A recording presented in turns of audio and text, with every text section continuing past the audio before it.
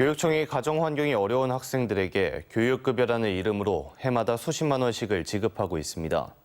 이 돈으로 학원도 다니고 참고서도 사서 공부를 하는 건데요. 그런데 학교 밖에서 생활하는 청소년들은 법에 지급 근거가 없어 이 혜택을 받지 못하고 있고 맞춤형 대책도 없어 힘겨운 나날을 보내고 있습니다.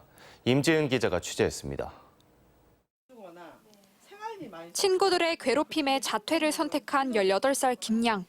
학교를 다닐 때만 해도 어려운 가정 형편 탓에 교육청으로부터 매년 65만 원씩 교육급여를 받아왔습니다.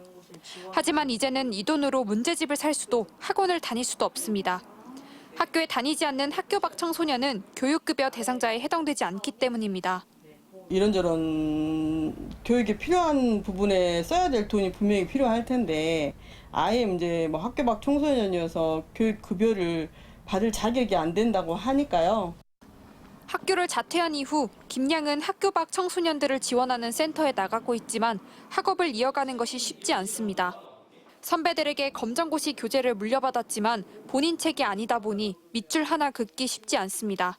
게다가 교육청에서 학교 밖 청소년 지원센터로 보내주는 문제집은 한 과목당 10권밖에 되지 않기 때문에 책을 가지고 공부하기가 더욱 어렵습니다. 하지만 센터에서 검정고시를 준비하는 학생들만 100명을 훌쩍 넘습니다. 문제 풀 때 다른 학생들이 또 써야 되니까 뭐 나 그 옆에다가 다른 공책 같은 거 펼쳐두고 계속 책에 있는 내용을 그대로 쓰면서 그런 점이 좀 불편하죠. 이곳 학교 밖 청소년 지원센터에는 학업을 이어가려는 400여 명의 아이들이 수업을 들으러 모입니다. 일반 학교와 비슷한 규모이지만 지원 대책은 현실에 비해 못 미칩니다.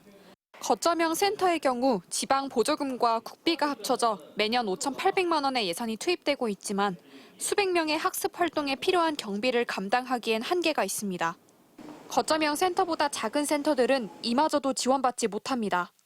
학교를 그만뒀었을 때 검정고시 학습 지원에 대한 욕구가 제일 큽니다. 학교 밖 청소년들한테 일반 공교육의 학생들 같이 똑같이 어떤 대등한 그런 어떤 수준의 지원이 됐으면 좋겠다. 학교를 다니다가 중단을 선택한 청소년들이 매년 1,000명 이상을 기록하고 있는 만큼 지역 사회에 더 세밀한 관심이 필요합니다. MBC 뉴스 임지은입니다.